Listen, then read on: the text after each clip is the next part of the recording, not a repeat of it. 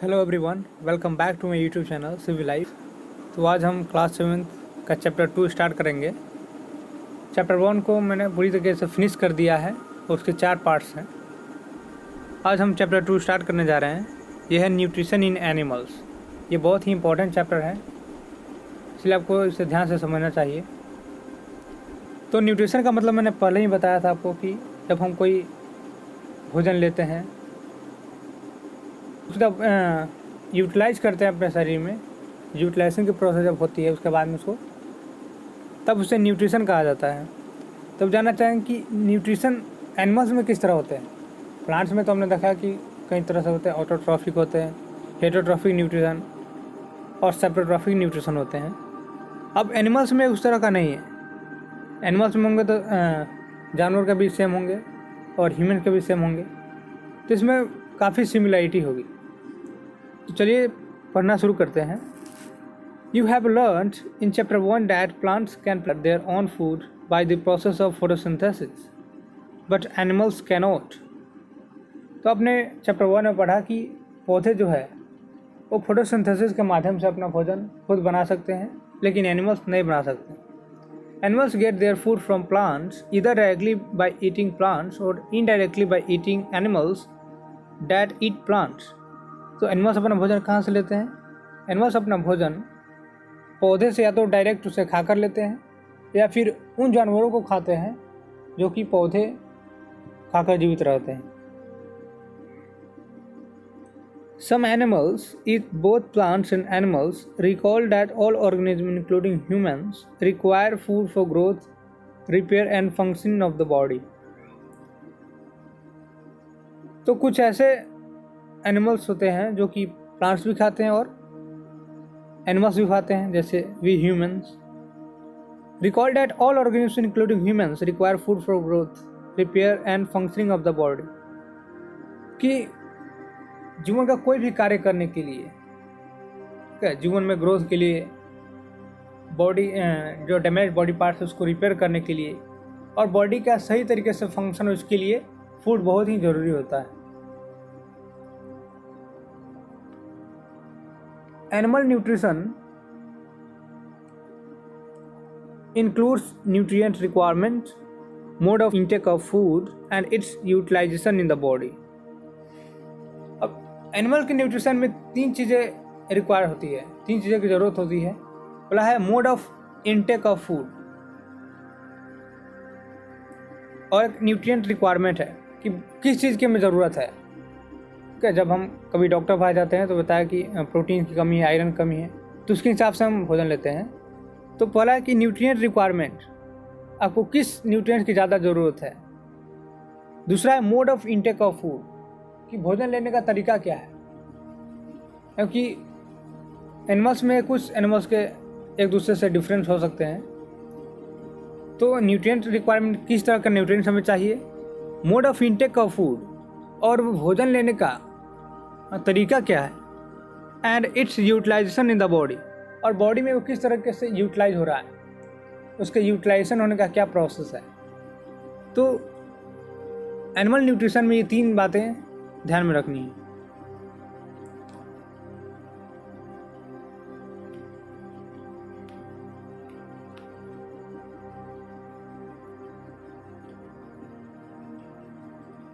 You have studied in class 6 that food consists of many components.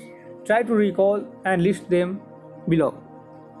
तो class 6 में आपने बहुत से भोजन के कंपोनेंट्स के बारे में पढ़ा था, उसको आप रिकॉल कर सकते हैं। तो बहुत सारे कंपोनेंट्स है, carbohydrates, fats, proteins, vitamins, minerals etc. The component of food such as carbohydrates are complex substances, cannot be utilized as such, so they are broken down into simpler substances. The breakdown of complex components of food into simpler substances is called digestion. तो मुख्य रूप से हमें digestion की बात हो रही है कि डाइजेशन क्या होता है। तो जैसा कि हमने पढ़ा था कि भोजन के बहुत से अवयव होते हैं, बहुत से कंपोनेंट्स होते हैं, लेकिन वे कंपोनेंट्स काफ़ी कॉम्प्लेक्स होते हैं। और वो इतना हमारा बॉडी जो है वो इसी तरीके से यूटिलाइज नहीं कर सकते। तो मैं आपको एक उदाहरण देता हूँ कि मान लीजिए कि कोई नया बेड खरीदा है, नया बेड को घर के अंदर ले जाना है, तो पूरा बेड एक साथ में नहीं जाएगा। इसलिए क्या करते हैं, उसको जहाँ भी नट बोल्ट लगा हुआ है उसको खोल दिया जाता है और उसको अलग अलग छोटे छोटे पार्ट कर दिए जाते हैं और सबको अलग अलग करके एक एक करके घर में लाया जाता है। ऐसा क्यों किया जाता है? क्योंकि जब पूरा एक साथ में लगा हुआ रहेगा तो घर में नहीं जा पाएगा दरवाजे से। तो इसी तरीके से डाइजेशन का प्रोसेस भी होता है। हालांकि हमें जो चाहिए वो वही चाहिए, जो हम घर में ले जाना चाहते हैं वो बेड ही ले जाना चाहते हैं, लेकिन ले जाने की सुविधा के लिए हमने क्या किया, बेड को अलग अलग पार्ट में अलग अलग उसका पार्ट कर दिया और एक एक करके घर के अंदर ले गए और घर के अंदर लाके फिर उसको जहाँ का जो चीज़ था वो कस दिया गया। तो इसी तरीके से डाइजेशन का भी प्रोसेस होता है। मान लीजिए कि प्रोटीन की हमें ज़रूरत है, तो प्रोटीन एक कॉम्प्लेक्स सब्सटेंस है और वो सेल के अंदर ऐसे ही नहीं जा सकता, ऐसे ही हमारे बॉडी के अंदर यूटिलाइज नहीं हो सकता। इसीलिए उसको छोटे छोटे टुकड़े में बांटा जाता है, छोटे छोटे उसके टुकड़े किए जाते हैं और फाइनली वो जब सेल के अंदर पहुंचता है तो उसको फिर से कॉम्प्लेक्स सब्सटेंस बन जाता है और उस तरह से भोजन का यूटिलाइजेशन होता है। तो उम्मीद है आप समझ गए होंगे कि डाइजेशन क्या होता है, किस तरीके से होता है। The components of food such as carbohydrates are complex substances. These complex substances cannot be utilized as such, so they are broken down into simpler substances. The breakdown of complex components of food into simpler substances is called digestion. तो जब complex substances को जब simpler छोटे छोटे substances में तोड़ा जाता है, उसके छोटे छोटे टुकड़े किए जाते हैं, उसे ही वो डाइजेशन कहते हैं। तो आप यहाँ पे पिक्चर में देख सकते हैं, पहला दिया कॉम्प्लेक्स सब्सटेंस किस तरह का है, यानी कि सभी एक साथ में जुड़ा हुआ है।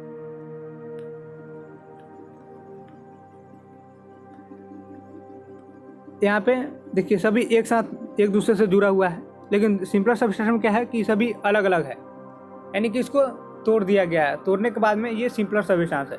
अब ये तो आराम से जा सकता है सेल के अंदर, इसीलिए ये जो कॉम्प्लेक्स सब्सटेंस है इसी को जब छोटे छोटे टुकड़ों में करके उसको इतना सिंपलर सब्सटेंस में कर देते हैं कि ये हमारा बॉडी के अंदर यूटिलाइज हो सके, इसी को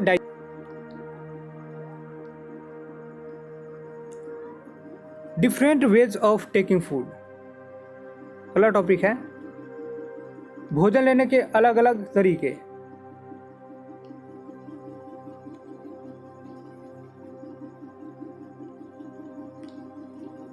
अब अलग अलग तरीके क्या है, तो हर तरह के ऑर्गेनिज्म, हर तरह के एनिमल अलग अलग तरीके से भोजन लेते हैं। जैसे जो इन्फेंट होते हैं, जो शिशु होते हैं, वो माँ के दूध पे रहते हैं, दूध पीते हैं। जो अडल्ट होते हैं वो भोजन खाते हैं मुंह से। The mode of taking food into the body organisms,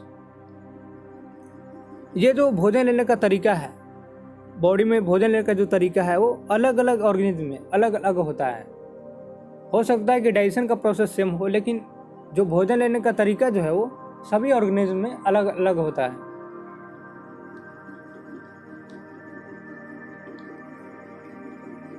Bees and hummingbirds suck the nectar of plants, infants of human and many other animals feed on mother's milk.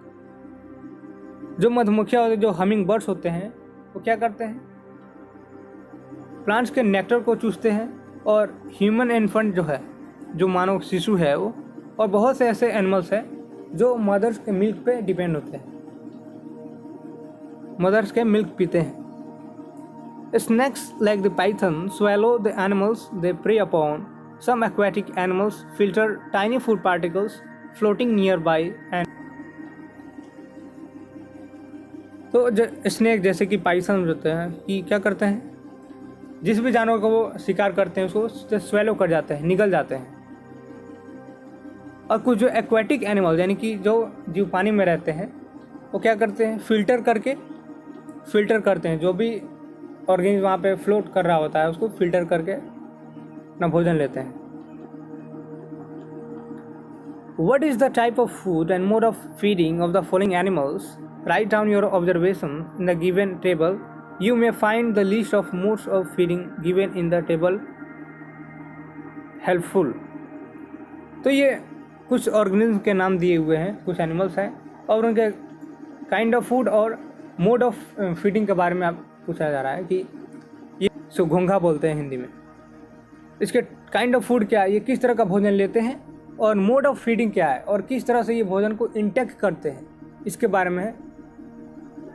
तो आप इसे ट्राई कीजिएगा करने के लिए, अगर होता है तो ठीक है, नहीं होता है तो आप कमेंट में लिखिएगा, मैं आपको बता दूंगा नेक्स्ट वीडियो में।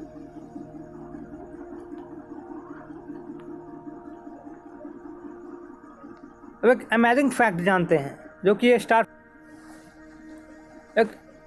बहुत ही अमेजिंग फैक्ट है। Starfish feeds on animals covered by hard cells of calcium carbonate. After opening the cell, the starfish pops out its mouth to eat the soft animal inside the cell. The stomach then goes back into the body and the food is slowly digested.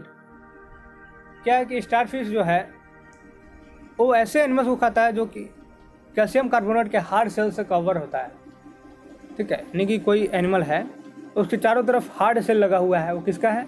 Calcium carbonate का है, ठीक है। After opening the shell the starfish pops out its stomach through its mouth to eat the soft animal inside the shell. क्या करता है starfish? पहले उस cell को खोल देता है और अपने मुंह से अपने पेट को बाहर निकालता है, ठीक है। पहले उस सेल को खोल देता है और फिर अपने मुंह से अपने पेट को बाहर निकालता है। क्या करने के लिए? जो सेल के अंदर जो सॉफ्ट एनिमल है उसको खाने के लिए। जब उसे खा लेता है तो उसका पेट ऑटोमेटिकली अपने जगह पे चला जाता है और फूड अपने आप धीरे धीरे डाइजेस्ट होने लगता है। तो ये एक अमेजिंग फैक्ट है स्टारफिश के बारे में जो मैंने बता दिया है।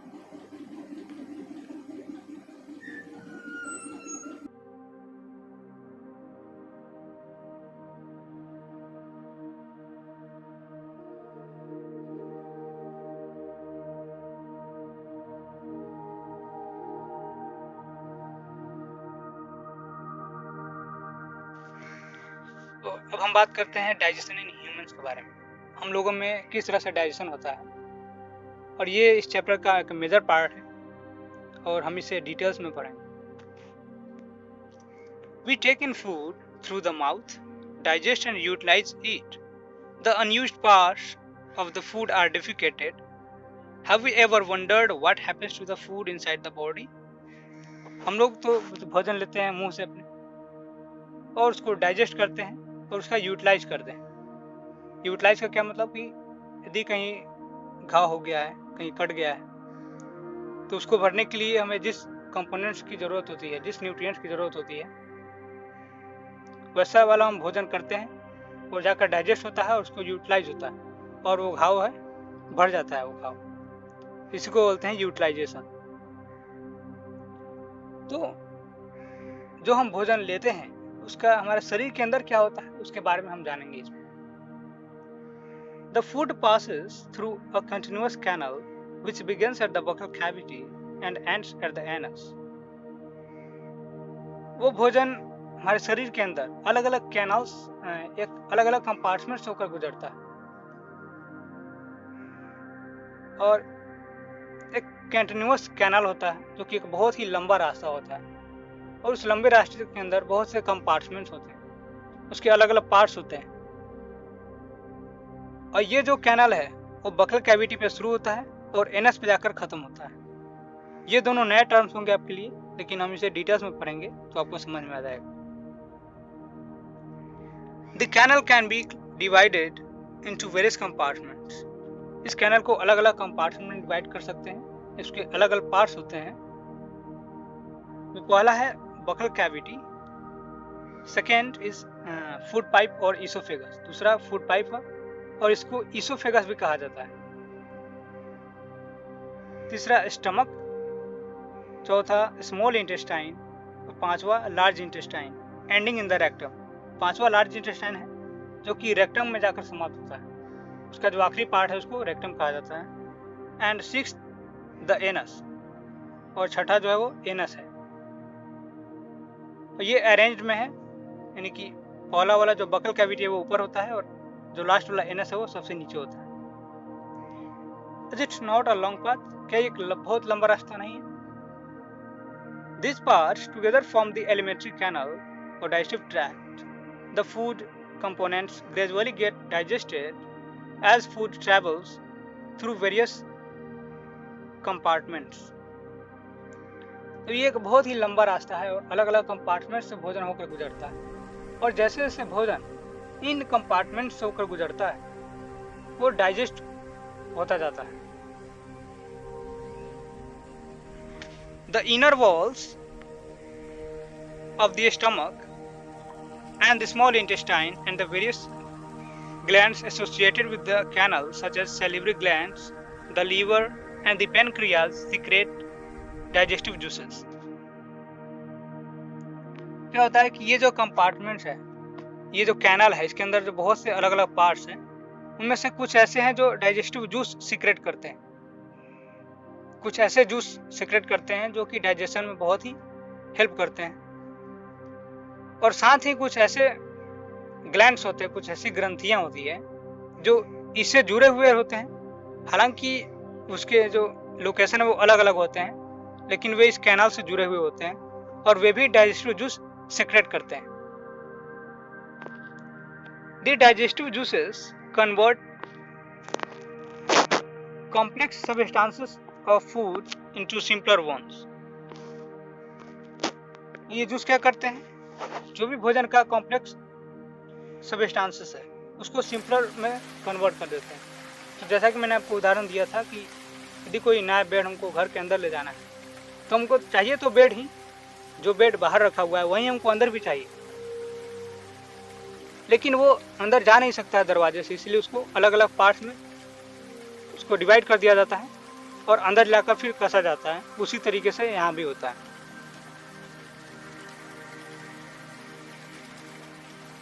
The digestive tract and the associated glands together constitute the digestive system. और ये जो हमने पढ़ा कि डाइजेस्टिव ट्रैक्ट जो है, जो अलग अलग पार्ट से मिलकर बना हुआ है, और ये जो ग्लैंड्स है, इस सभी को जब आपस में मिला दिया जाता है तो उस तरह से बनता है डाइजेस्टिव सिस्टम। यानी कि इतना पार्ट जब मिल गया तो हो गया डाइजेस्टिव सिस्टम। भोजन इन्हीं सभी कंपार्टमेंट से होकर गुजरेगा और जूसेस सीक्रेट होंगे और डाइजेशन का प्रोसेस होगा। Now let us know what happens to the food in different parts of the digestive tract. अब चलिए ये जानते हैं कि अब अलग अलग पार्ट्स में क्या क्या होता है। इसके 6 पार्ट्स हैं, किस पार्ट में कितना भोजन डाइजेस्ट होता है, किस में किसका डाइजेशन होता है, और लास्ट में यूटिलाइजेशन कैसे होता है। तो उसके लिए अलग अलग पार्ट्स का अलग अलग डिस्क्रिप्शन दिया हुआ है। तो पहला है the mouth and buccal cavity.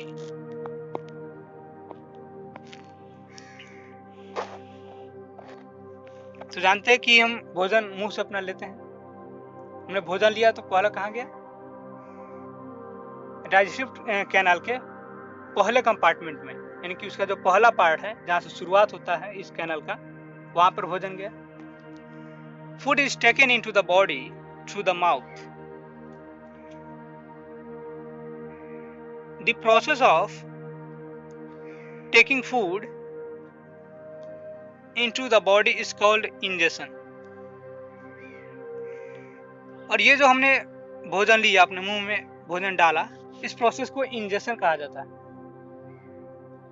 और आपको ये याद रखना है कि टोटल 5 स्टेप्स होते हैं जिससे कि हमारा न्यूट्रिशन होता है, जिसके बारे में मैं आपको कल अलग से बताऊंगा कॉपी पर लिख कर, क्योंकि यहाँ पे वैसा सुविधा नहीं है लिखने के लिए।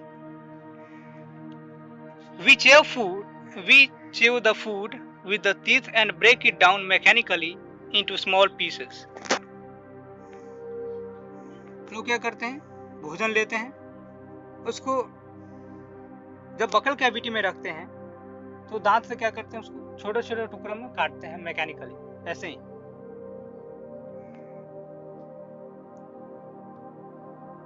Each tooth is rooted in a separate socket, और अलग अलग टूथ अलग अलग सॉकेट में लगा हुआ है। Our teeth vary in appearance and perform different functions. Accordingly, they are given different names. हमारे जो दांत है वो अपीयरेंस में जिस तरह से वो दिखने में अलग अलग है और अलग अलग कार्य करता है, इसीलिए उसका अलग अलग नाम भी है।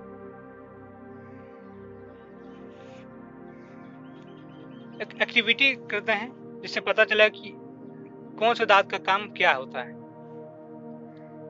Wash your hands, look into the mirror and count your teeth. आप हाथ धोकर अपना जो मिरर में देखिए और अपने इंडेक्स फिंगर से अपने दांत को काउंट कीजिए कि कितने दांत हैं। How many kinds of teeth could you find? आप कितने तरह के दांत वहां पे पाते हैं? यहाँ पे नंबर नहीं पूछा जा रहा है, कितने तरह के दांत हैं। Take a piece of an apple or bread and eat it. अब एक एप्पल लीजिए या एक ब्रेड लीजिए, उसको खाइए। कि आप एप्पल या ब्रेड खाने के लिए किस दांत का प्रयोग कर रहे हैं, क्योंकि सभी दांत के लिए सभी खाना अलग अलग तरीके से काम करता है। Which teeth do you use for biting and cutting? आप किस teeth का इस्तेमाल बाइटिंग करने के लिए, कटिंग करने के लिए करते हैं? And which one for piercing and tearing? और किस चीज को पियर्स करने के लिए किस दांत का इस्तेमाल करते हैं? And find out the ones that are used for chewing and grinding. और किस दांत का इस्तेमाल चबाने और पीसने के लिए किया जाता है? तो यहाँ पे होगा कि 4 तरीके से काम होता है, मतलब एक पियर्स करने के लिए, कटिंग और बाइटिंग के लिए, शेविंग के लिए और ग्राइंडिंग के लिए। तो ये सभी के अलग अलग कार्य, उनका अपीयरेंस अलग अलग है, इसलिए उन्हें अलग अलग नाम भी दिया गया है। तो ये जो टेबल 2.2 दिया हुआ है, इसमें टाइप्स ऑफ टीथ दिया है, नंबर 30, यानी कि 2 जॉ होते हैं, अपर जॉ और लोअर जॉ। तो जितना नीचे होगा उतना ही ऊपर होगा। तो उसी के हिसाब से आपको ये टेबल फिल करना है। आप गिनेंगे उसके हिसाब से कितना आ रहा है, आप उसके हिसाब से यहाँ पे फिल कर देंगे।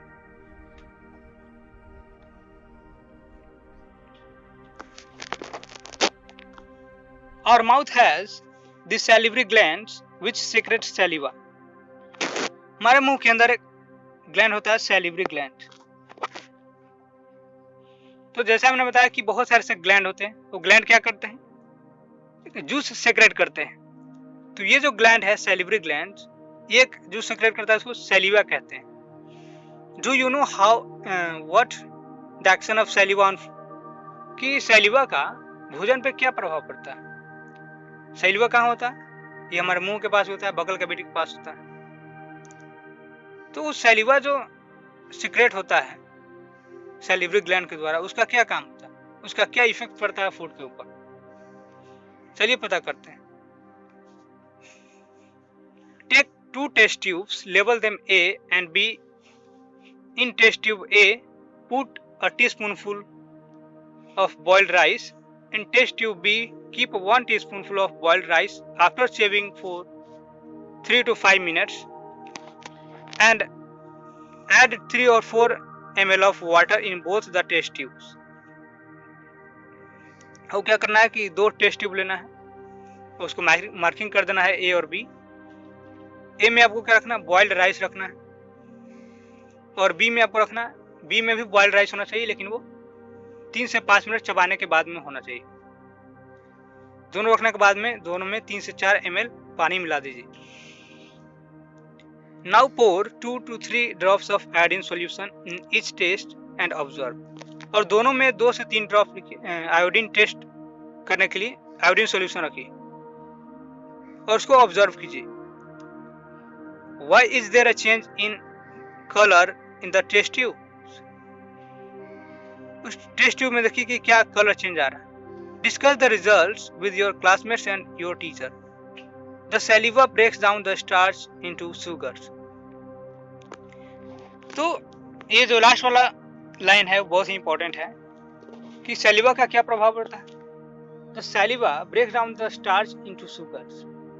पिछले चैप्टर में हमने क्या पढ़ा था कि भोजन के अंदर क्या होते हैं, स्टार्च होते हैं, कार्बोहाइड्रेट्स होते हैं। तो ये जो यहाँ पे स्टार्च है इसको क्या कर दिया, शुगर में चेंज कर दिया। तो सैलिवा का क्या प्रभाव पड़ता है, what is the effect of saliva on food?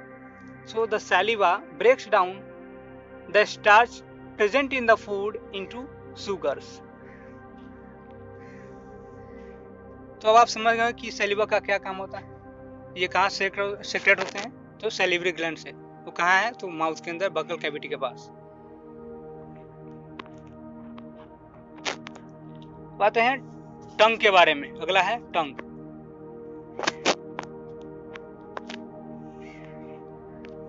The tongue is a fleshy muscular organ attached at the back of to the floor of the buccal cavity.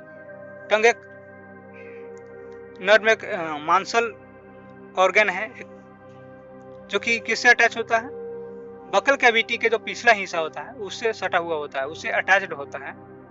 It is free at the front end can be moved in all direction. और ये सामने से पूरा free होता है और किसी भी डायरेक्शन में इसको मूव हम कर सकते हैं। Do you know the functions of the tongue? क्या आप जानते हैं कि जीभ का क्या काम होता है? ठीक है, तो जीभ के भी बहुत से ऐसे काम हैं जो हम जानते भी होंगे, नहीं भी जानते होंगे। We use our tongue for talking. पहले बात तो ये कि हम बात करने के लिए करते हैं। अगर आपको बात करना हो तो जीभ बहुत जरूरी है। आप जीभ पकड़ कर बात नहीं कर सकते अच्छे से। Besides it mixes saliva with the food during chewing and helps in swallowing food. इसके अलावा ये जो सैलिवा सीक्रेट हुआ सैलिवरी ग्लैंड से, अब उसको मिक्स करने में, मैंने भोजन लिया बकल कैविटी में, सैलिवरी ग्लैंड से सैलिवा सीक्रेट हुआ, अब दोनों को मिक्स होना जरूरी है ना। तो मिक्स करने के लिए कौन हेल्प करता है, हमारे टंग। और साथ ही इसको स्वेलो करने के लिए, उसको अगले कंपार्टमेंट में भेजने के लिए, उसको निगलने के लिए टंग हेल्प करते हैं। We also taste food with our tongue. और ये टेस्ट करने में तो काम आता ही है। और क्यों होते हैं, क्योंकि इसमें बहुत सारे टेस्ट बर्ड्स लगे हुए होते हैं। जैसे कोई नमक वाली चीज हम खाते हैं, नमकीन चीज, तो हमको लगता है कि हाँ इसमें साल्ट की मात्रा है। कोई मीठा चीज खाते हैं तो इसमें शुगर की मात्रा है। नींबू खाते हैं तो उसमें खट्टा लगता है वो। तो ऐसा क्यों होता है कि अलग अलग तरीके से हमें एहसास होता है, अलग अलग तरीके से हम डिटेक्ट करते हैं कि हाँ इसमें किसका मात्रा है, ये खट्टा है, कड़वा है, मीठा है, इस तरह से, क्योंकि उसमें बहुत सारे टेस्ट बर्ड्स लगे हुए होते हैं। चलिए टेस्ट बर्ड्स के बारे में जानते हैं कि क्या होता है। तो एक एक्टिविटी है यहाँ पे जो आप पढ़ लीजिएगा, मैं समझा देता हूँ कि ये जो यहाँ पे देख रहे हैं 1 2 3 4 5, यहाँ पे 4 तरीके से, एक मिनट दिखा रहा हूँ आपको।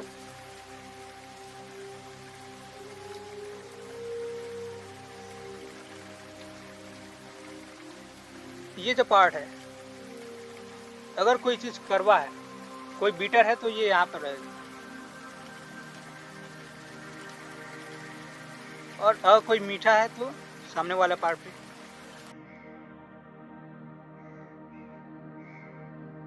कोई नमकीन है तो जस्ट बगल में, और कोई कड़वा है तो उसके जस्ट पीछे। तो यहाँ पे तो मैं अच्छे से नहीं लिख पा रहा हूँ, लेकिन अगली वीडियो में जब मैं डाइजेस्टिव सिस्टम को अच्छे से पढ़ाऊंगा तो आपको जरूर बताऊंगा।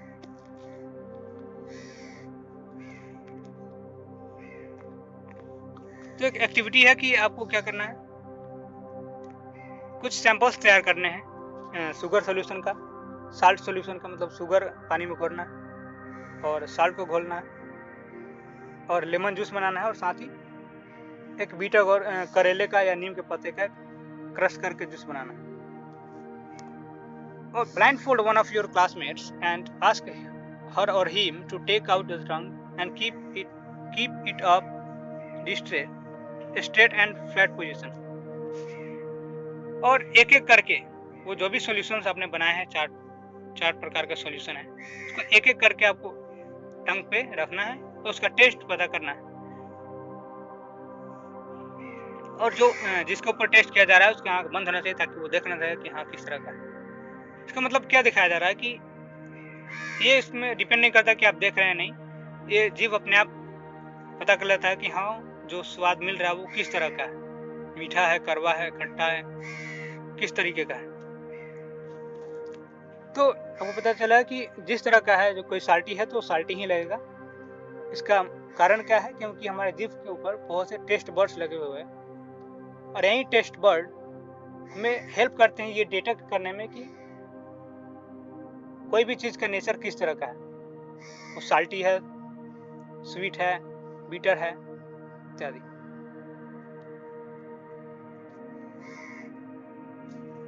अब एक टॉपिक क्या आ गया, स्वीट्स एंड टूथ डिके। ठीक है, मतलब दांत का सड़ने के बारे में बताया कि दांत किस तरह से सड़ते हैं और उसको किस तरह से बचा सकते हैं। Normally bacteria are present in our mouth. Normally bacteria are present in our mouth, but they are not harmful to us. ऐसे तो बैक्टीरिया हमारे मुंह में हमेशा रहते ही हैं, लेकिन वो ऐसे हानि नहीं पहुंचाते। ऐसे में उन्हें कोई दिक्कत नहीं है, कोई हानि नहीं है उनसे। However, फिर भी if we do not clean our teeth and mouth after eating, many harmful bacteria also begin to live and grow in it. यानी कि बैक्टीरिया तो है लेकिन वो हमारे लिए हार्मफुल नहीं है। फिर भी यदि हम खाने के बाद अपने मुंह को अच्छे तरीके से साफ नहीं करते हैं तो बहुत से ऐसे बैक्टीरिया जो हार्मफुल होते हैं वो ग्रो करना शुरू कर देते हैं। This bacteria break down the sugars present from the left over food and release acids. क्या करते हैं हम, पहले क्या देखा हमने कि जब भोजन हम लेते हैं उसमें क्या होता है, स्टार्च होता है, कार्बोहाइड्रेट होता है। जब सैलिवा उसमें मिल गया तो वो स्टार्च किस में बदल गया, शुगर में। अब हमारे मुंह के अंदर क्या है, शुगर की मात्रा है, शुगर प्रेजेंट है। तो ये जो हार्मफुल बैक्टीरिया ग्रो किया वो इस शुगर को एसिड में कन्वर्ट कर देता है और इसी एसिड के कारण हमारा दांत जो है वो सड़ने लगता है। अब एसिड क्या है तो इसके बारे में चैप्टर 5 में हम डिटेल्स में पढ़ेंगे। The acids gradually damage the teeth. This is called tooth decay. ये जो एसिड है वो धीरे धीरे दांत को डैमेज करने लगता है और इसी को टूथ डिके कहते हैं, कि दांत का सड़ना कहते हैं।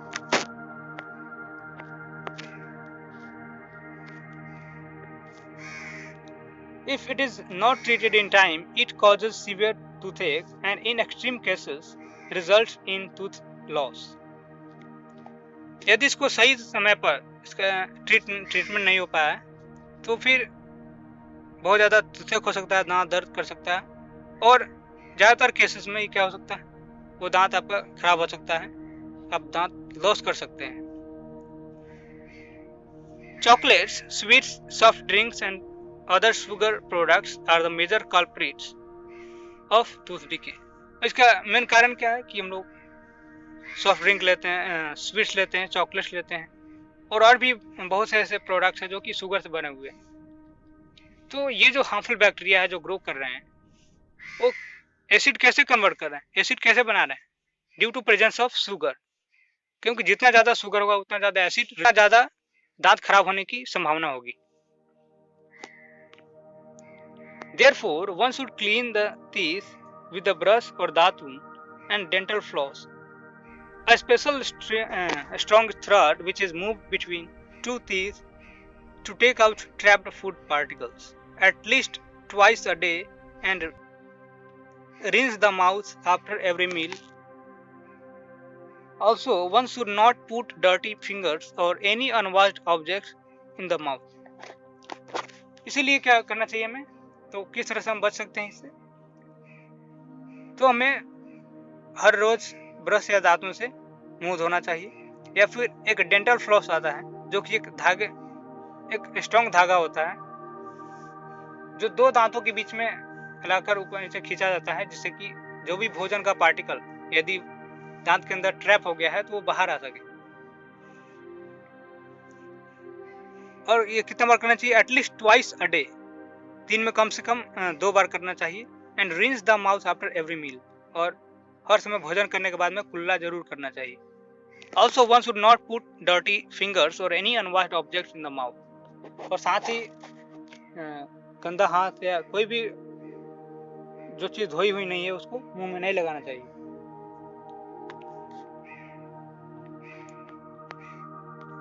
तो आप समझ गए कि टूथ डिके क्या होता है, दांत में सड़ना किस तरह से क्यों होता है, किस तरीके से हम इससे बच सकते हैं।